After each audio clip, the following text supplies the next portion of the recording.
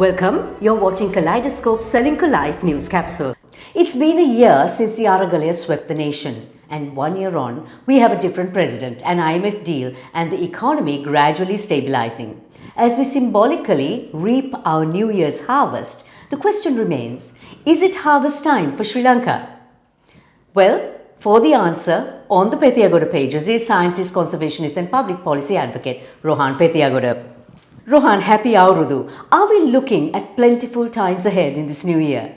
Well, plentiful might be pitching it too strong, but if you just put your mind back 1 year ago to the April of 2022, Gotabaya Rajapaksa's Gata Damarung was playing out on Golf-Base Green with the Aragalaya. The country was in chaos. There was no petrol, no milk food, no gas. It was like the last days had come. I mean, if you remember, the rupee was in free fall. There were food shortages, endless queues. People were in panic. But now all that is a distant memory. So yes, things are a lot better now.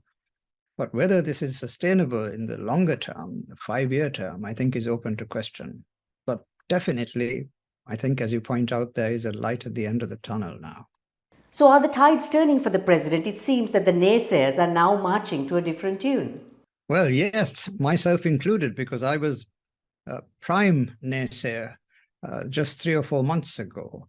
I mean, I was no fan of Ranil Wickremesinghe. I was dismayed by his suppression of the Aragalaya and his giving portfolios to some pretty useless ministers. But you have to give the devil his due. He restored order at the risk of an uprising, a revolution even. Sri Lanka was very unstable at the time. And I just put my mind back 20 years and think, what might have the outcome for him and for Sri Lanka have been if he just had this much backbone on the 6th of April 2004, when Chandrika dismissed him as prime minister and he just took it lying down. It's a very different Ranil Wickremesinghe we see now, which is why I think there is some cause for hope and also trepidation. Remember that people nowadays are praising him in ever greater numbers for restoring stability, because he put public order ahead of individual rights. We never thought that would happen in Sri Lanka, at least in a public sense. But it seems to have worked. If you remember, just 4 or 5 months ago, people complained bitterly, myself included, about the arrests of protesters, about scuttled elections, but no one seems to care anymore. Even the unions seem to be getting little public traction these days. So what would the president have to do to have him elected this time as the president when we go into the presidential election in 2024? Well, given how Ranil Wickremesinghe is behaving, a presidential election, I suspect, might come sooner than we think. His restored stability, as I said, and now he's handing out sweets, lower prices, getting inflation down from the 70s to the 40s, possibly to 10% by the end of the year. And interest rates are falling as well.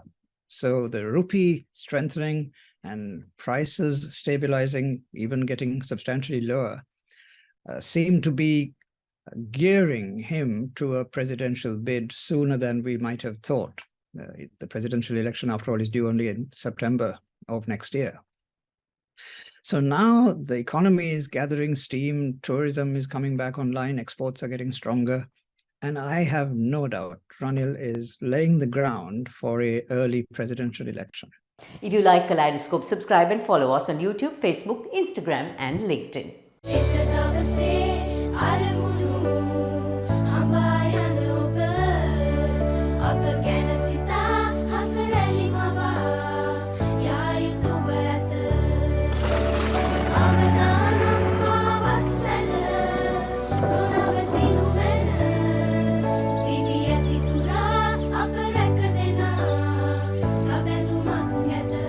You focus on your goals. We will take care of the risks. Ceylinco Life.